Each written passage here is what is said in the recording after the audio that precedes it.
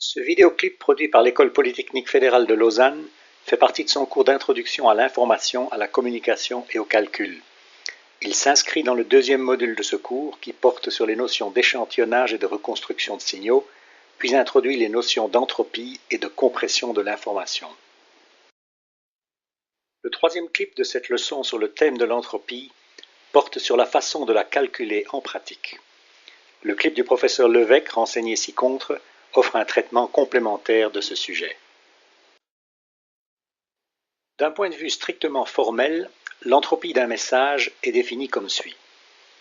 Si ce message consiste en une séquence X de caractères provenant d'un alphabet A de n lettres distinctes numérotées ou appelées A1 à AN, et que chaque lettre AJ apparaît dans cette séquence avec une probabilité PJ, où les PJ sont comprises entre 0 et 1 et leur somme vaut 1, on définit l'entropie H de la séquence X par une généralisation du calcul informel vu dans le précédent clip, à savoir H de X est égal à la probabilité que se présente le premier caractère multiplié par le logarithme binaire de l'inverse de cette probabilité, plus la même chose pour le deuxième, le troisième et ainsi de suite jusqu'au nème caractère possible de l'alphabet. Notez que par convention, si le caractère AJ n'apparaît pas dans la séquence X, c'est-à-dire si sa probabilité est nulle, on pose que PJ fois le logarithme binaire de 1 sur PJ est égal à 0.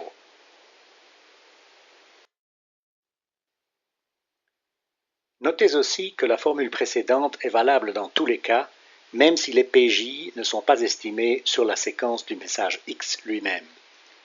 Elles peuvent par exemple provenir d'une estimation sur un texte quelconque ou d'une connaissance du procédé qui a généré X, par exemple le langage naturel dans lequel X est exprimé.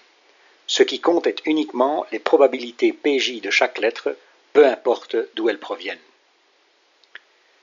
L'entropie calculée ici est simplement celle du jeu du clip précédent qui consistait à tirer au hasard une lettre de la séquence X donnée. En pratique, pour des séquences réelles, la définition de l'entropie est beaucoup plus complexe. Elle doit en effet tenir compte de toutes les dépendances entre sous-séquences de lettres, par exemple, il fait orthographié FAI sera plus probablement suivi de T que de Z, ainsi que des probabilités relatives de toutes les sous-séquences de n lettres, par exemple, il fait beau A sera plus probablement suivi de Ibiza que de Paris. Ceci nécessite cependant des outils mathématiques beaucoup plus avancés, tels que probabilités conditionnelles et limites, etc., que nous ne verrons pas ici. À l'origine, la notion d'entropie relève du domaine de la physique où Ludwig von Boltzmann l'a définie pour mesurer le désordre ou le chaos dans un milieu physique. En théorie de l'information, c'est à Claude Shannon que nous devons la notion d'entropie comme mesure du désordre, c'est-à-dire de la complexité, c'est-à-dire encore de la quantité d'informations présentes dans un message. En effet, désordre, complexité et quantité d'informations dans un message se mesurent de façon équivalente au nombre de questions nécessaires pour deviner une lettre choisie au hasard dans une séquence donnée. Pour nous convaincre de la synonymie de désordre, complexité et quantité d'informations, comparons par exemple 3 messages d'entropie différentes. Le premier ci-contre d'entropie égale à 4. Le second, il fait beau à Ibiza, d'entropie 2,875. Et le troisième, tout des arts, d'entropie nulle. On voit bien que plus il y a de lettres différentes, plus il y a de désordre et de complexité, plus il y a de variété et donc de quantité d'informations dans le message.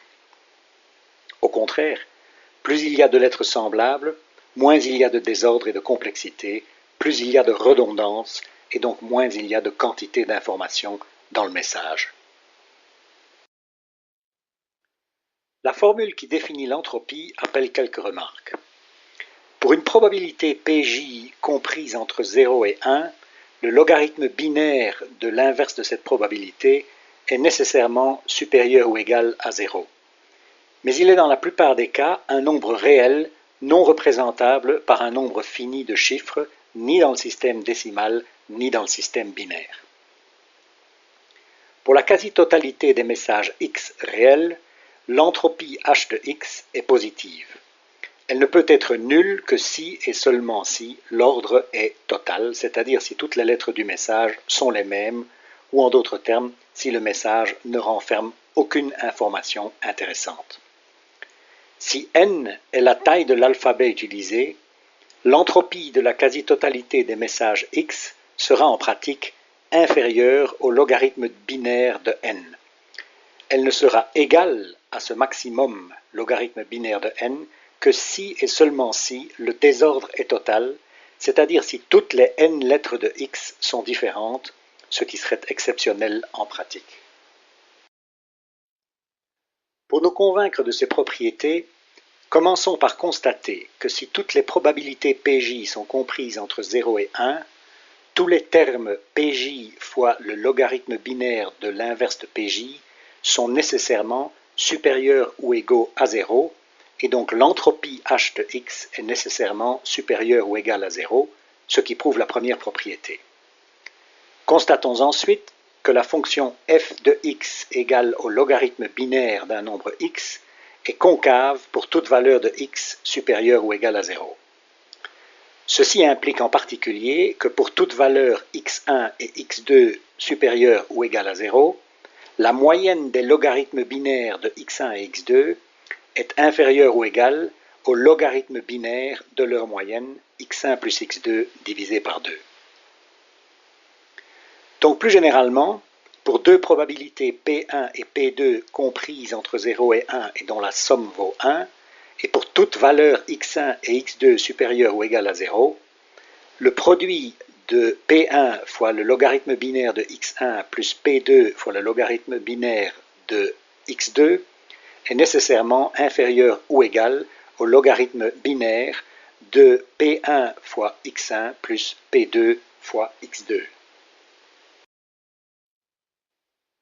Plus généralement encore par extension, pour des probabilités Pj comprises entre 0 et 1 dont la somme vaut 1, et pour toute valeur x1 à xn supérieure ou égale à 0, la somme des produits des probabilités Pj par les logarithmes binaires des valeurs xj est inférieure ou égale au logarithme binaire de la somme des Pj fois xj.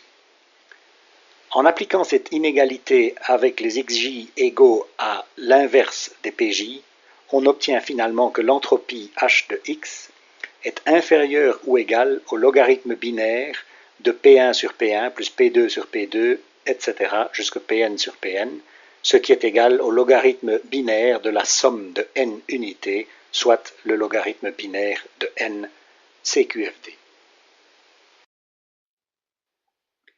Étant donné que l'entropie de tout message est donc comprise entre 0 et le logarithme binaire de n, il y a donc deux façons d'augmenter l'entropie d'un message.